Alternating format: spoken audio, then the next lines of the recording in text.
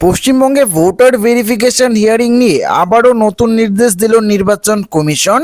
এই 4 ধরনের ভোটারদের আবারও ডাকা হবে এসআইআর হিয়ারিং এর জন্য এবং পাঠানো হবে হিয়ারিং এর নোটিশ। তো বন্ধুরা, পশ্চিমবঙ্গে এসআইআর হিয়ারিং নিয়ে কি নতুন নির্দেশ দিয়েছে নির্বাচন কমিশন, কোন 4টি কারণে ভোটারদের আবারও ডাকা হবে হিয়ারিং এর জন্য, সমস্ত কিছু একদমই ডিটেলসে আপনাদেরকে জানিয়ে দেব এই ভিডিওটিতে। তো অবশ্যই ভিডিওটিতে আপনারা প্রত্যেকেই প্রথম থেকে শেষ পর্যন্ত সঙ্গে থাকবেন। ভোটার তালিকায় অসঙ্গতি বা লজিক্যাল ডিসক্রিপেন্সি রয়েছে সেই সংক্রান্ত সমস্ত নোটিশ অবিলম্বে ডাউনলোড করে আগামী 4 থেকে 5 দিনের মধ্যে সংশ্লিষ্ট ভোটারদের হাতে পৌঁছে দিতে হবে। রাজ্যের মুখ্য নির্বাচনী আধিকারিকের দফতরকে নির্দেশ দিয়েছে জাতীয় নির্বাচন কমিশন।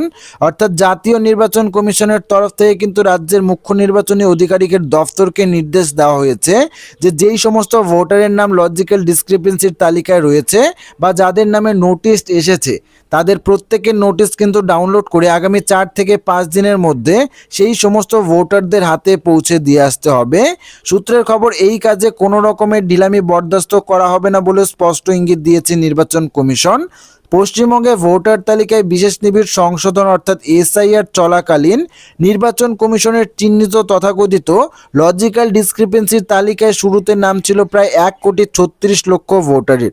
তবে পরবর্তীতে বিভিন্ন সংশোধন প্রক্রিয়ার মাধ্যমে এবং বিএলও অ্যাপের নতুন অপশনের মাধ্যমে কিন্তু এই ভোটারের সংখ্যাটা অনেকটাই কমে গিয়েছে। এখন এই ভোটারের সংখ্যা প্রায় 95 লক্ষ রয়েছে। সূত্রের খবর, সোমবার সিওর দফতরেও কমিশনের নির্দেশ পেয়ে প্রতিটি জেলার জেলা নির্বাচনী আধিকারিক বা ডিইওদের নোটিশ পাঠিয়ে বলেছেন মঙ্গলবার থেকেই প্রতিদিন বিধানসভা কেন্দ্রভিত্তিক লজিক্যাল ডিসক্রিপেন্সির কতগুলি নোটিশ সার্ভ করা হচ্ছে তার বিস্তারিত রিপোর্ট কিন্তু জমা করাতে হবে। অর্থাৎ দৈনন্দিন নজরদারির আওতায় আনা হচ্ছে গোটা প্রক্রিয়াটিকে। এখন প্রশ্ন আসতেই পারে, এই লজিক্যাল ডিসক্রিপেন্সি বলতে ঠিক কাদের বোঝানো হচ্ছে, কাদের নাম থাকতে চলেছে এই দ্বিতীয় দফার হিয়ারিং এর ক্ষেত্রে। দেখুন, যাদের ক্ষেত্রে তথ্যের অসঙ্গতি অর্থাৎ কারোর নাম মেলেনি, দ্বিতীয়ত তো কোনো ভোটারের বাবার সঙ্গে বয়সের পার্থক্য 15 বছরের কম, আবার কোনো কোনো ক্ষেত্রে ভোটারের কিন্তু পার্থক্য 50 বছরেরও বেশি, কারো কারো ক্ষেত্রে তাদের ঠাকুরদার বয়সের সঙ্গে পার্থক্যের অসঙ্গতি দেখা গিয়েছে বা ভুল দেখা গিয়েছে, কিংবা জেন্ডার মিসম্যাচ বা লিঙ্গের অমিল পাওয়া গিয়েছে, তাদেরকেই কিন্তু নোটিশ পাঠাতে চলেছে নির্বাচন কমিশন। মূলত এই 4টি কারণেই কিন্তু আপনার নাম এই লজিক্যাল ডিসক্রিপেন্সির তালিকায় আসতে পারে। সেক্ষেত্রে কিন্তু আপনাকে আবারও হিয়ারিং এর জন্য ডাকতে চলেছে নির্বাচন কমিশন। এসআইআর প্রক্রিয়া শেষ হলেই ভোটারের দিনক্ষণ ঘোষণা করতে পারে, এমনটাই জল্পনা কিন্তু চলছে রাজ্যের রাজনৈতিক মহলে। আর এই আবহে রাজ্যের মুখ্য নির্বাচনী আধিকারিক মনোজ আগরওয়ালকে দিল্লিতে ডেকে পাঠায় জাতীয় নির্বাচন কমিশন। নির্বাচন কমিশন সূত্রে খবর, সোমবার কমিশনের সঙ্গে রাজ্যের আধিকারিকের ওই বৈঠকের পরেই কিন্তু শুনানিতে প্রায় 1 কোটি ভোটারকে ডাকার নির্দেশ দেওয়া হয়েছে। কমিশনের তরফে জানানো হয়েছে, ভোটার তালিকা সংক্রান্ত সমস্ত নোটিশ নির্দিষ্ট সময়ের মধ্যে পৌঁছানো নিশ্চিত করতে হবে এবং তার বাস্তবায়ন হচ্ছে কিনা সেদিকেও কিন্তু কড়া নজর রাখার নির্দেশ দিয়েছে নির্বাচন কমিশন।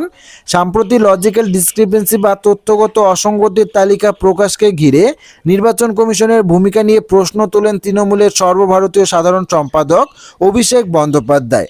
তার বক্তব্য, একই দিনে কিভাবে কমিশন একসঙ্গে খসড়া ভোটার তালিকা এবং তথ্যের অসঙ্গতির তালিকা প্রকাশ করতে পারে সেই বিষয়টি নিয়ে তার আপত্তি ছিল।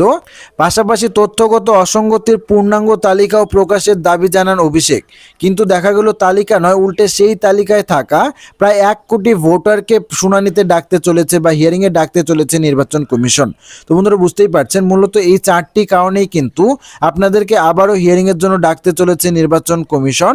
তো আশা রাখবো ভিডিওটি আপনাদের সবারই ভালো লেগেছে। ভিডিওটি ভালো লাগলে ভিডিওটিতে একটি লাইক করবেন, চ্যানেলটিকে সাবস্ক্রাইব করবেন এবং কমেন্ট বক্সে আপনাদের মতামত অবশ্যই জানিয়ে যাবেন। ধন্যবাদ।